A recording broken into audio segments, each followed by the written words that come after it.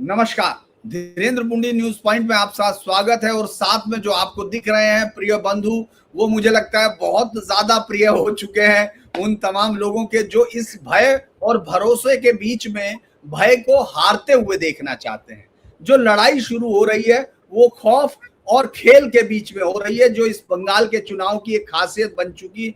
जिस बंगाल के चुनाव में ये 70 में सोच लिया गया था कि देश की प्रधानमंत्री टैंकों से चुनाव कराना चाहती है ताकि चुनाव प्रक्रिया साफ हो सके, वो अब 2026 में भी इस देश के मुख्य चुनाव आयुक्त अंग्रेजी कानूनों को लागू करके चाह रहे हैं कि किसी भी तरह हो, कम से कम चुनाव प्रक्रिया तो इस राज्य में साफ हो सके। और इंटेलेक्चुअल की सबसे बड़ी भीड़ जो कहा जाता है, जिसका गर्व है, वहां खामोशी टूटती नहीं है इस डर से।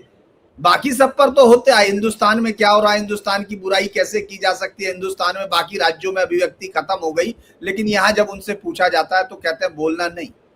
तो ये सब पर चुनाव कैसे होगा। और लेकिन जो सबसे बेहतर हमने अब तक देखा है सर्वे, वो प्रिय बंधु पर आपने देखा, लाखों लोगों ने देखा है, मैंने नहीं सबने देखा है, तो हम लोग उसी पर प्रिय बंधु जी से बात करेंगे। प्रिय बंधु जी नमस्कार, आपका सुधाशील जी। नमस्कार दादा, हर हर महादेव। हर हर महादेव। दरअसल सबसे बड़ी चीज ये है कि वोटिंग होने जा रही है, फर्स्ट फेज। और ये फर्स्ट फेज वो फेज है जहां से बीजेपी को अपना बेस भी तैयार करना, अपनी आंधी भी चलानी है ताकि साउथ कोलकाता तक आने वाली हर चीज को रोक सके। आपको क्या लग रहा है, पहले तो इस पर बात करेंगे फिर आपके सर्वे पर जाएंगे। पहले आपको फर्स्ट फेज में क्या दिख रहा है? दादा देखिए, फर्स्ट फेज का जो इलेक्शन हो रहा है, ये जो 152 सीट्स है, ये आप बोल सकते हैं भाजपा का वेस्ट बंगाल का जो ग्रिप है उसके सबसे ज्यादा स्ट्रॉन्ग जोन है यहाँ पर, जहाँ पर नॉर्थ बंगाल में पोलिंग हो रहा है, जहाँ पर रार बंगो में हो रहा है और जंगल महल में हो रहा है। तो ये जो 152 सीट्स है, यहाँ पर बीजेपी का जो संगठन है वो बहुत ही अच्छा मजबूत उसका पकड़ है और यहाँ पर लोगों का सपोर्ट भी है। तो यहाँ से ही ये 152 सीट से ही ज्यादा से ज्यादा सीट भाजपा की तरफ आएंगे। सेकेंड फेज में भी आएंगे, लेकिन इतना ज्यादा जो फर्स्ट फेज में आ सकता है उतना पॉसिबिलिटी नहीं है। तो यहाँ पर आप किसी से भी बात कर लो, आप बंगाल में घूम रहे हो, आपको मालूम है यहाँ पर दो टाइप का आपको रिस्पॉन्स मिलेगा। एक तो पॉजिटिवली बात कर रहा है कि हाँ यहाँ पर चेंज होना चाहिए, परिवर्तन के लिए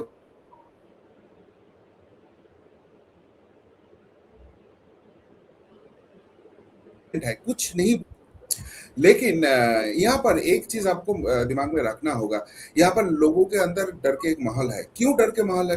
क्योंकि दीदी जो बोलती है ना खेला होवे, तो खेला होवे के मतलब एक ही चीज है कि हवा के रुख जितने भी आपके तरफ हो वो मेरे तरफ फाइनली आ ही जाएगा और उसके लिए जो भी करना पड़ेगा मैं वो करूंगा। वो पॉलिटिक्स है, तो वहां पर कुछ मतलब पॉलिश्ड वे का जगह नहीं है। तो लास्ट टाइम भी हमने देखा था डे ऑफ पोलिंग में कैसे हुआ था वहां पर।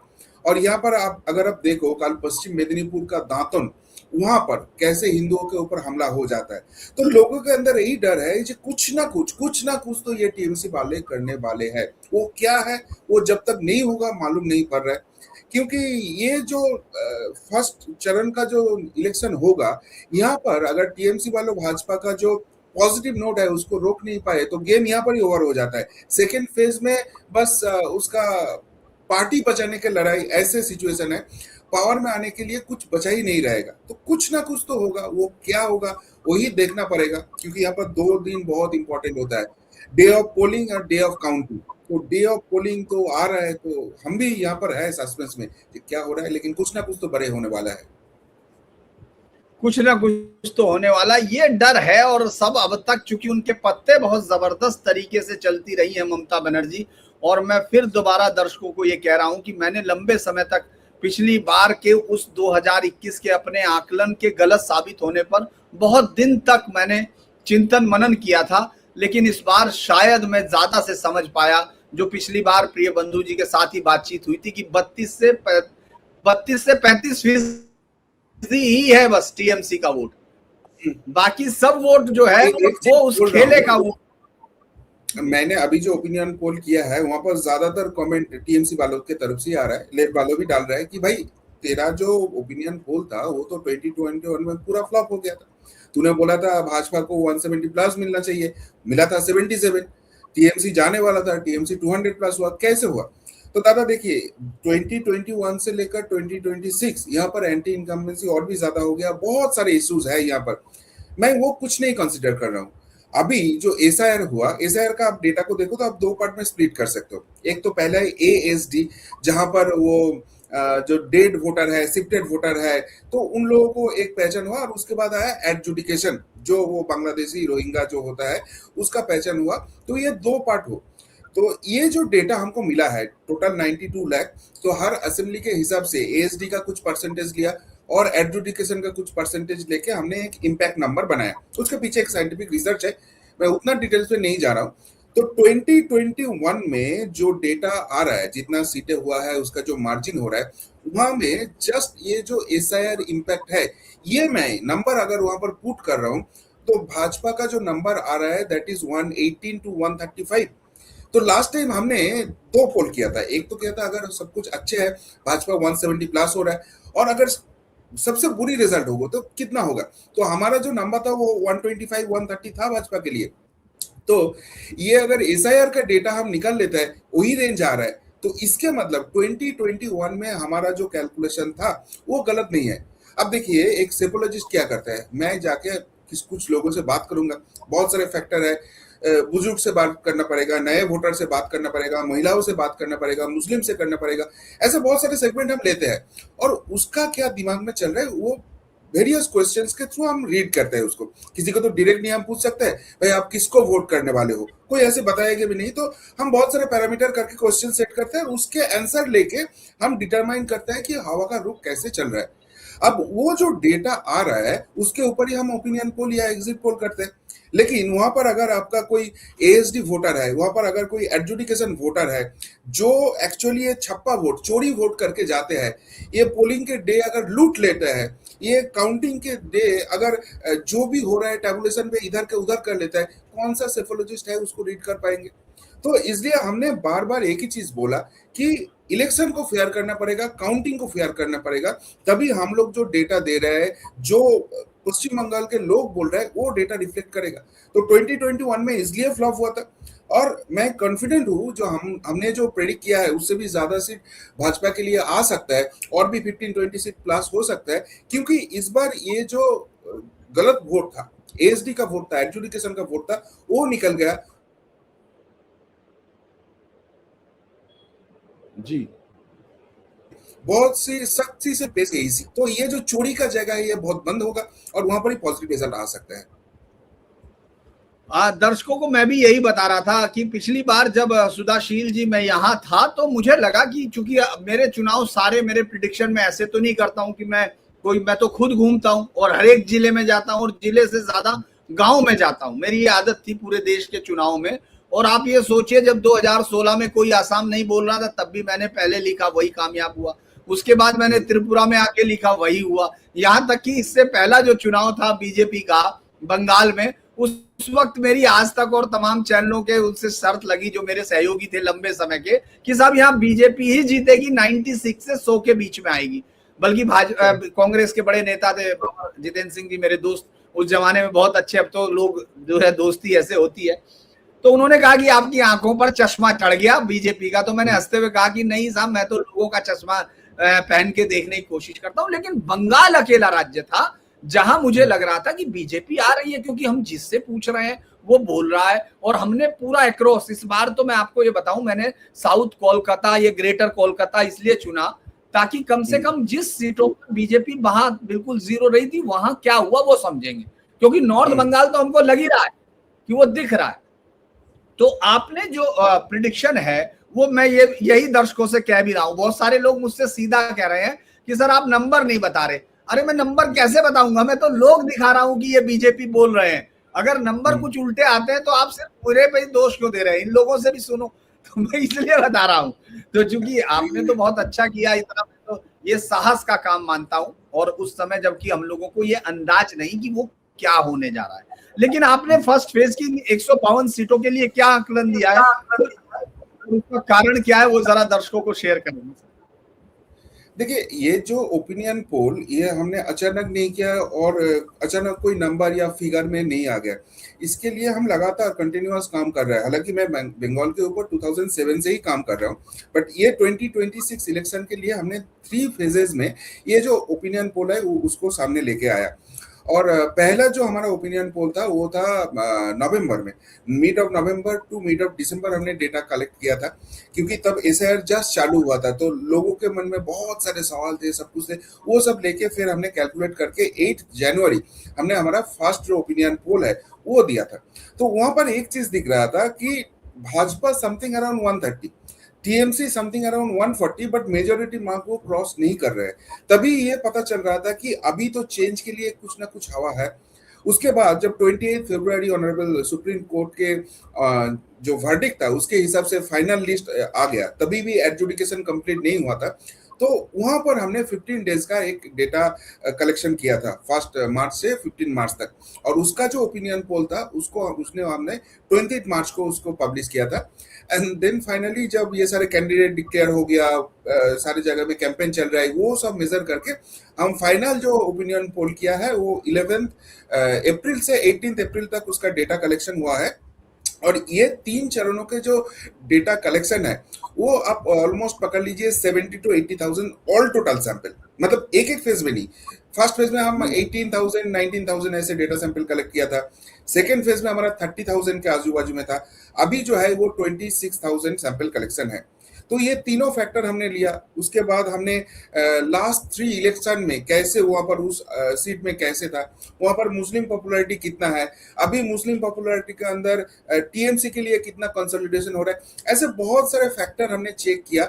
और सबसे बड़ी बात है, हमने ये जो last opinion final opinion poll किया वो बहुत ही कंजर्वेटिव डेटा लेके किया। कंजर्वेटिव डेटा मतलब अगर हमारे यहाँ पर ये सारे फैक्टर कैलकुलेट करने के बाद भाजपा के लिए 1,500 2,000 का लीड भी दिख रहा है, तो वो वाला सीट भी हम अपोनेंट टीएमसी को ही कंसीडर किया है, क्योंकि भाजपा का संगठन लेके तो क्वेश्चन मार्क है ही।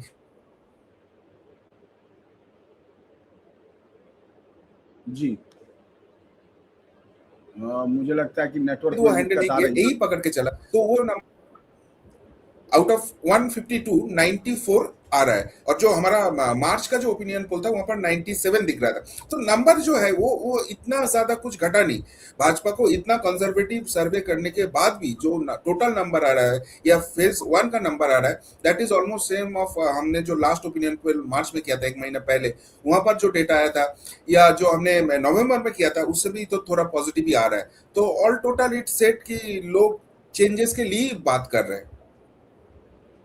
अच्छा, नॉर्थ बंगाल को साउथ बंगाल से आप अलग कैसे करते हैं? मतलब अगर हम लोग ये कहें कि वहाँ हम लोग गोरखालैंड, वहाँ जो गोरखाओं की आबादी है, जो उसमें दार्जिलिंग, कालिम्पोंग और उस आसपास के हिस्से में जलपाईगुड़ी तक का है, फिर हम झारग्राम भी देखते हैं, फिर नॉर्थ बंगाल भी देखते हैं, लेकिन उनका जो वोटिंग पैटर्न है वो उनको साउथ कोलकाता से या इस ग्रेटर कोलकाता से अलग कैसे करता है? क्योंकि इशू तो लगभग सेम होने चाहिए ज्यादातर।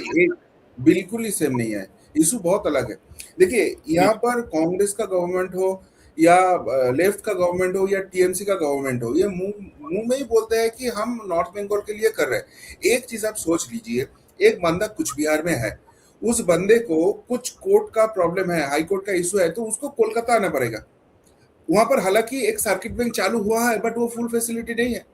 किसी को कोई ट्रीटमेंट चाहिए नॉर्थ बंगाल का एक बंदा को, उसको आना पड़ेगा कोलकाता में।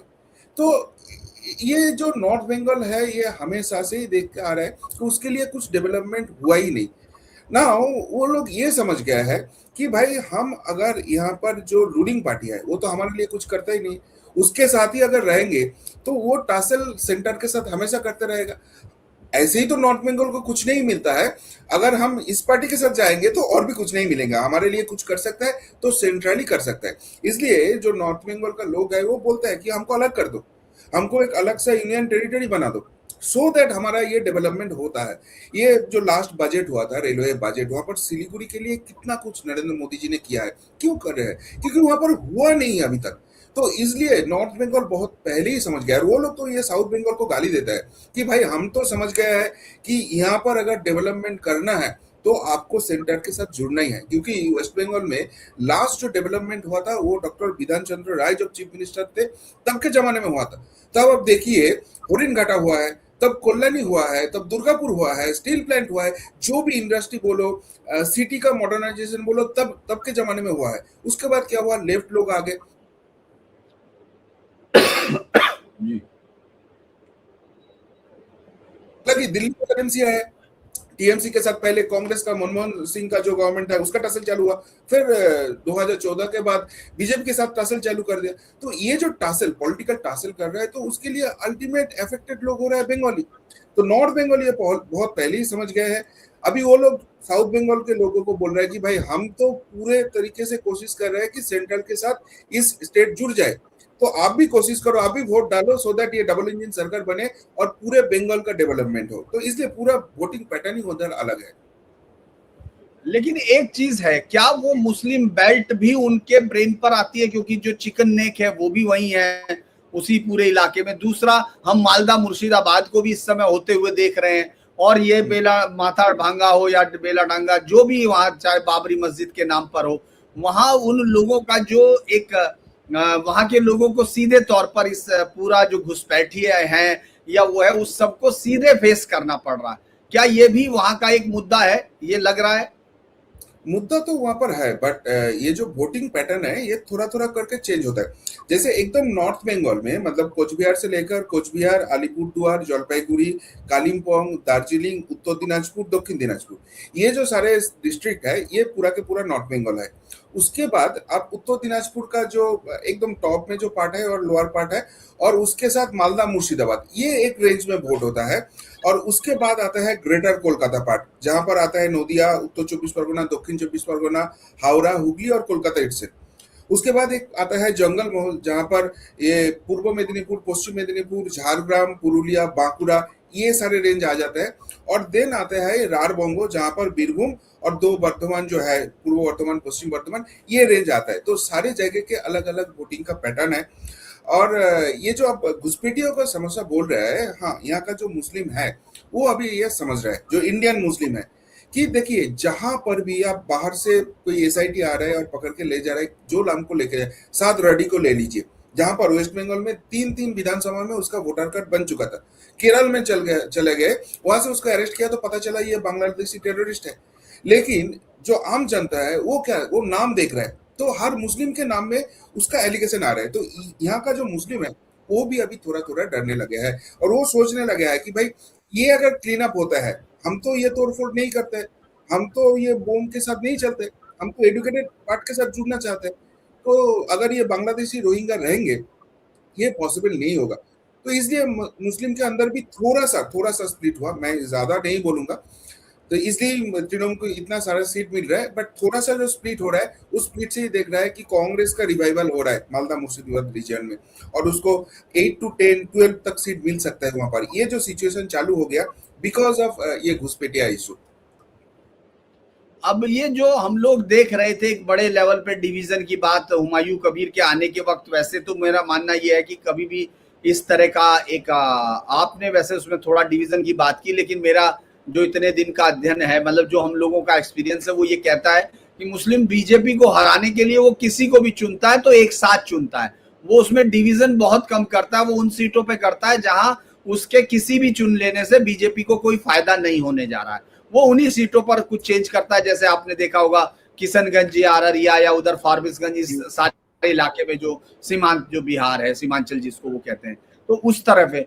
तो उसी तरह से मालदा मुर्शिदाबाद में, मालदा में तो हमको लगता है कि फायदा मिल सकता है, या मुर्शिदाबाद में एक आध सीट पर होगा, या आपको बाकी क्या लगता है कि उनमें वहां जो ये मुस्लिम वोटों का डिवीजन है उससे बीजेपी को कोई फायदा मिलेगा, या वो सिर्फ उसी उन्हीं पार्टियों पर, चूंकि जो जीत के आएगा, मैं नहीं मानता कि वो टीएमसी का नहीं होगा, चाहे वो कांग्रेस से जीत के आए, चाहे वो जीत के आए उससे क्या नाम आपके जो एआईएमआईएम से, क्योंकि वो जो जीतेगा उसके बाद उसको जब यस नो करना होगा तो वो बीजेपी के लिए यस नो करेगा, इस पे बड़ा आश्चर्य होगा, है ना। तो इसीलिए आपको लगता है वहां के डिवीजन का फायदा बीजेपी को कुछ मिलेगा, या बीजेपी को सिर्फ अपनी सीटों से ही रहना होगा? देखिए, हुमायूं कबीर का जो गेम था वो पकड़ा गया। मैं पहले दिन से ही बोल रहा था कि Humayun Kabir is nothing but brain child of Mamata Banerjee. Humayun Kabir Trinamool Congress के अंदर रह के ये बाबरी मस्जिद करूंगा ये बात नहीं बोल सकता है। क्यों? क्योंकि ममता बनर्जी को समझ में आ गए थे कि भाई यहाँ पर जो ये इलेक्शन आ रहा है 100% मुस्लिम वोट कंसोलिडेट होगा, फिर भी वो जीत नहीं सकते, तो हिंदू का वोट चाहिए। इसलिए ममता बनर्जी ये जो दीघा में जगन्नाथ धाम बना रहे हैं, ये दुर्गांगन कर रहा है, ये सारे जो हिंदुत्व को बात कर रहा है कि मैं भी बहुत बड़ा हिंदू हूँ, मैं शिव टेम्पल की तरफ मेरे सर रख के सोते हूँ, ये सारे जो वो कर रहे हैं, तो ये उनको करना पड़ेगा हिंदू वोट लेने के लिए। अगर ये चीज कर रहा है तो वहां पर प्रॉब्लम होता है। जो डेडिकेटेड वोटर है ममता बनर्जी की, बेसिकली मुस्लिम वोट, वो लोग गुस्से में आ रहा है कि भाई आप इतने हिंदू टेम्पल कर रहे हो तो हमारे लिए क्या कर रहे हो। अगर ममता बनर्जी खुद अगर जाके वहां पर बाबरी मस्जिद के नारा लगाते हैं तो ये जो हिंदू वोट कंसोलिडेट करने की कोशिश उनका है वो पूरा खत्म हो जाएगा। ऐसे ही बीजेपी ने एस्टेब्लिश कर दिया कि ममता बनर्जी एंटी हिंदू है, क्योंकि जब रेड रोड में नमाज में जाके वो बोलते हैं हिंदू धर्म गंदा धर्म, वो जब असेंबली में खड़ा होकर बोलते हैं कि ये जो महाकुंभ हुआ वो एक्चुअली मृत्यु कुंभ है, तो ये सारे जो है ये बंगाली हिंदूज के अंदर आ गए, तो वहां पर वो बाबरी मस्जिद नहीं कर सकते थे, इसलिए हुमायूं कबीर को पार्टी से निकाल दिया। अब एक चीज समझ लीजिए, जब शुभेंदु अधिकारी ने पार्टी छोड़ा था उसके अगेंस्ट कितना केसेस हुआ था, उसके पीछे कौन सा टाइप का केसेस हुआ था। हर एक स्ट्रीट कॉर्नर करने जाता है तो शुभेंदु अधिकारी को हाई कोर्ट में जाके वहां से परमिशन लेकर आना पड़ता है। लेकिन ये हुमायूं कबीर जब पार्टी छोड़ा, आज तक उसको पार्टी एक्सपेल किया है, आज तक उसका विधायक पद का कुछ किया है टीएमसी ने, आज तक उसके अगेंस्ट कुछ केस हुआ है। आप बोलेंगे जी डॉटर है उसके लिए कुछ तो है, अरे वो हुमायूं कबीर को एक्सपर्टाइज देने के लिए और ज्यादा इंपॉर्टेंस देने के लिए ये सारी चीज किया है। लेकिन हुमायूं कबीर का ये जो गेम है ये सबको पता चल गया है, इसलिए हुमायूं कबीर ने जितना भी कैंडिडेट दिया था अभी धीरे धीरे चुनाव के पहले ही टीएमसी ज्वाइन कर रहे हैं। एक ही सीट है रेजीनगर जहां पर हुमायूं कबीर का थोड़ा बहुत कुछ पर्सनल वोट है, क्योंकि वहां के लिए हुमायूं कबीर ने कुछ डेवलपमेंट किया था जब वो कांग्रेस के एमएलए थे, तो वहां पर उसका इम्पैक्ट है, बाकी हुमायूं कबीर का कुछ इम्पैक्ट नहीं है। अब बात आई कि मुस्लिम लोग बीजेपी को इस बार वोट करेंगे या नहीं करेंगे। देखिए यहाँ पर जो लग रहा है बहुत ही नॉमिनल परसेंटेज है, आप कह सकते हो 0.5%, बट जो एडुकेटेड मुस्लिम है, ये एडुकेटेड मुस्लिम इस बार चेंज बोल रहे हैं और वो लोग भाजपा के लिए पोलिंग करेंगे, बट वो नंबर बहुत ही मिनिमम है, वो टीएमसी के लिए इतना बड़ा ब्लो नहीं होने वाला है। मेन ब्लो जो होने जा रहा है वो है हिंदू वोट कंसोलिडेशन हो रहा है, और that mark is now 70-72% as per my calculation. आपने मेरे अगले सवाल को पहले से ही समझ लिया शायद आपने कि अब हिंदू पूछेंगे, तो आपने बता दिया 77% है। यही देखिए एक अच्छे पोलस्टर और जर्नलिस्ट की खूबी भी है कि पहले सवाल से अगला सवाल। लेकिन एक और बड़ा इंटरेस्टिंग मैं ये समझ रहा था सुधाशील जी कि यहाँ जो अगर हम वहां मतलब मेरा ये मानना है कि वो 100 के करीब अगर बीजेपी को सत्ता हासिल करनी है तो फर्स्ट फेज उसको 100 के करीब लेना होगा, 100 से ऊपर लेना होगा। या अगर जैसे हम लोग SC ST सीटें देखते हैं उनमें से जब 2006 में छप्पर फाड़ के सीटें हासिल की थी लेफ्ट ने, वो उन्हीं में से की थी, जो 78 सीटें हैं शायद, उनमें से 72 या कितनी सीटें साफ की थी। फिर 2011 में उन्होंने साफ किया, 2011 में टीएमसी आ गई, टीएमसी ने लिया, 2016 में टीएमसी ने अपनी बढ़त बनाई, लेकिन 2021 में बीजेपी 39-40 सीटों पर आई और उसके पास 36 सीटें, तो यानी लगभग नेक टू नेक था। लेकिन इस बार आपको लगता है कि वो सीटें कंप्लीटली जिस तरह का माहौल दिख रहा है बीजेपी स्वीप कर सकती है, और उसके बाद जो जिसमें हम लोग ये समझ गए हैं कि वो बीच का कुछ वोट नहीं होता, इधर टीएमसी को वोट डालो, अगर आपको पसंद है टीएमसी काम कर रहा है टीएमसी को वोट डालो, अगर टीएमसी को आप हटाना चाहते हो तो भाजपा को वोट डालो, बीच में कुछ नहीं है। और जो पोल स्टैट भी दे रहा है वहां पर भी आप देख लो एक चीज कि जो थर्ड फ्रंट है, कांग्रेस, आईएसएफ, सीपीएम या left front, I mean Humayun Kabir, सबको मिला के 13, 14, 15, 12, 18 इस रेंज में ही उसका है। तो इसका मतलब ये लोग पावर में आने के तरीके से अभी बहुत बहुत दूर है। लेकिन जब भाजपा गवर्नमेंट फॉर्म करने जाएंगे और वहां पर कुछ सीटें कम हो जाएंगे, अगर वो हैंग असेंबली हो जाता है, तो इन लोगों का पूरा सपोर्ट ममता बनर्जी के लिए ही रहेंगे कि वो गवर्नमेंट फॉर्म कर ले। तो अगर हटाना है ममता बनर्जी को, तो क्यों उसको वोट दो बीजेपी को, only BJP can do this thing.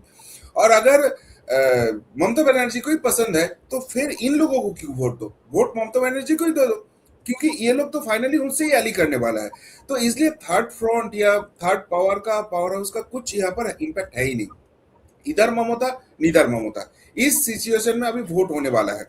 और जो स्ट्रॉन्ग जोन है, जो मैं आपको बोल रहा हूँ कि नॉर्थ बंगाल, वहां पर आप देख लीजिए, जो कुछ बिहार जो है वहां पर 3 सीट जहां पर मुस्लिम पॉपुलेशन थोड़ा ज्यादा है, सिताई, शीतलकुची और दिनहाटा, उन 3 सीटों में थोड़ा दिक्कत हो सकता है। मे बी उसमें से 1-2 सीट बीजेपी के लिए आ सकता है, नहीं भी आ सकता है। बाकी 6 सीट जो है जहां पर हिंदू पॉपुलेशन ज्यादा है, वहां पर 6-0 हो रहा है, मतलब 6-3 कुछ बिहार में आ रहा है। फिर आप अलीपुर द्वार में आ जाओ, जहां पर पूरा एसटी बेल्ट है, तो वो टी गार्डन का प्रॉब्लम ये सब लेके है, तो अलीपुर द्वार में 5-0 का दिख रहा है। फिर आप जलपाईगुड़ी में आ जाओ, जहां पर मैक्सिमम एससी बेल्ट है, क्योंकि बांग्लादेश से बहुत सारे हिंदू आके वहां पर शरणार्थी हुए थे, तो वहां पर तो 5 सीट्स आराम से दिख रहा है भाजपा के लिए। दो जो सीट है, माल बेसिकली एसटी और राजगंज, ये 2 सीट में थोड़ा टसल होने का जगह है, फाइट होने का जगह है। तो अगर जहां पर फाइट हो रहा है वहां पर बीजेपी आउट ऑफ रेस नहीं है। अभी हम पकड़ रहे हैं कि वो टीएमसी जीतेंगे, बट वो सीट बीजेपी के लिए भी कन्वर्ट हो सकता है। तो अगर वो भी होता है तो 3 कुछ बिहार में, 2 जलपाईगुड़ी में, 5 सीट यहाँ पर आया। फिर जलपाईगुड़ी के बाद आप आ जाओ कालिम्पोंग और दार्जिलिंग, क्लीन स्वीप, 6-0 दिख रहा है, क्योंकि गोरखा का जो प्रॉब्लम है, उसको जो पहाड़ का प्रॉब्लम है, वो टीएमसी कभी किया ही नहीं। टीएमसी वहां पर कैंडिडेट भी नहीं दिया उसका, वो अनित थप्पा का जो पार्टी है उसके साथ अलायंस कर लिया। तो अमित शाह जी ने जब जाके बोलता है कि आप वोट डालो, उसके बाद आपका गोरखा का जो प्रॉब्लम है वो संविधान के तहत ही हम उसको सॉल्व कर देंगे, तो ट्रस्ट कर रहे हैं बीजेपी को। वहां पर 6-0 दिख रहा है, टीएमसी को एक भी सीट वहां पर नहीं दिख रहा है। फिर आप आ जाओ उत्तर दिनाजपुर, जहां पर मुस्लिम पॉपुलेशन है, लेकिन वहां पर 2 जो सीट है, एक एकदम ऊपर में और एक एकदम नीचे इटाहर जो सीट है, ये 2 सीट छोड़ के बाकी जगह में टीएमसी इतना फाइट के जगह में है नहीं। ग्वालपोकोर, इस्लामपुर, चाकुलिया, ये जो 3 सीट है, इसमें 2 सीट क्लियर कांग्रेस को दिख रहा है। वहां पर अली इमरान राम विक्टर जो है, जो पहले फॉरवर्ड ब्लॉक का एमएलए हुआ करते थे, अभी अधीर रंजन के साथ आ गया कांग्रेस में, उसका इंपैक्ट है वहां पर। इस्लामपुर में ट्रायंगल फाइट होगा, एनिमिटीज गेम है, बीजेपी के लिए वहां पर पॉजिटिव दिख रहा है। हालांकि मार्जिन थोड़ा कम है, 1,500-2,000 का मार्जिन है, बट वहां पर टीएमसी कंफर्टेबल जीतने के जगह में नहीं है।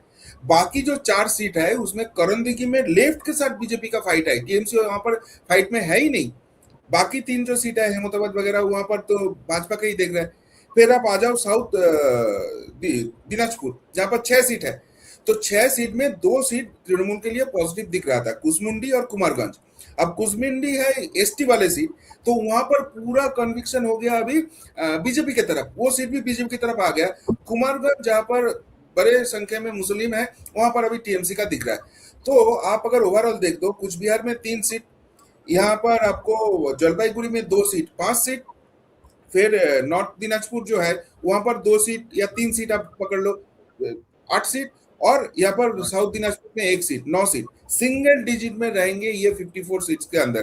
तो वहां पर ही तो बहुत बैकफुट में आ गया। लास्ट टाइम इतना खराब सिचुएशन नहीं था टीएमसी का, बट इस बार वो सिंगल डिजिट में आ रहा है। फिर 2 बड़े डिस्ट्रिक्ट होता है जहां पर मुस्लिम पॉपुलेशन है, जो टीएमसी का एकदम फोर्ट माना जाता था, मालदा और मुर्शिदाबाद।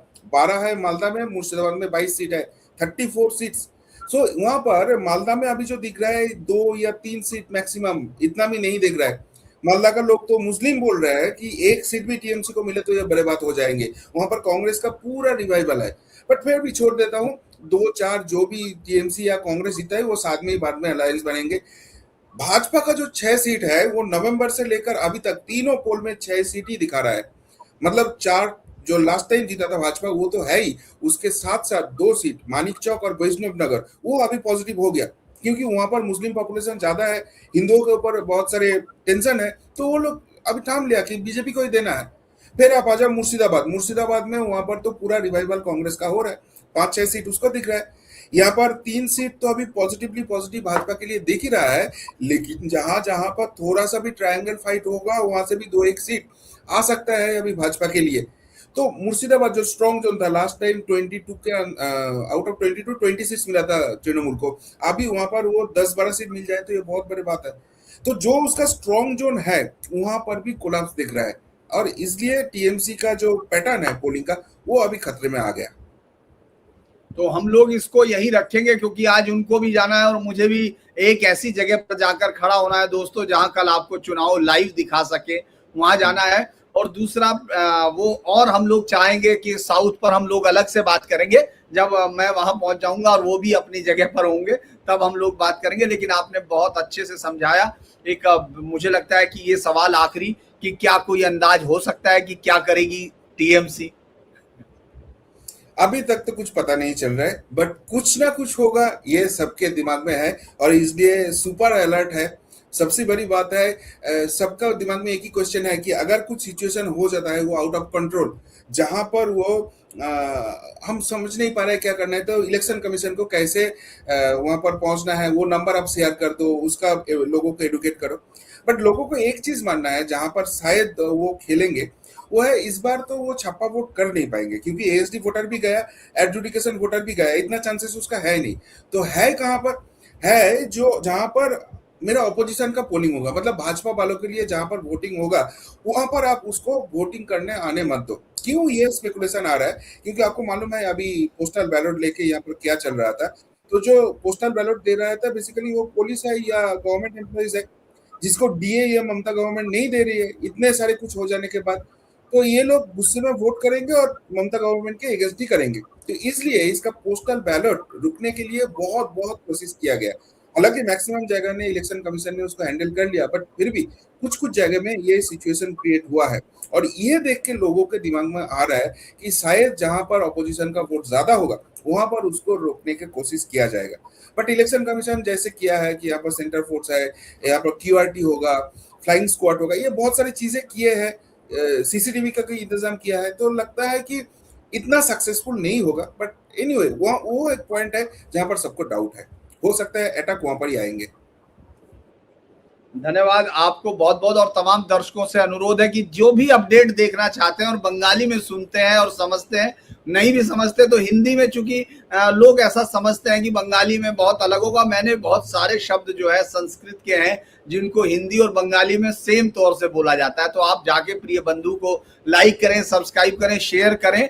और मैं तो ये कहूंगा कि इस चुनाव के लिए अगर आप सपोर्ट्स भी कर सकते हैं तो आपको सपोर्ट भी करना चाहिए उस चैनल को जो जमीन पर लड़ रहा है। और उस खतरे में हम लोग तो आएंगे, चले जाएंगे, फिर वापस सेफ जोन में चले जाएंगे, लेकिन उनको इसी जगह पर रहना है। तो मेरा एक अनुरोध और है कि ऐसे चैनलों को सपोर्ट भी कीजिए।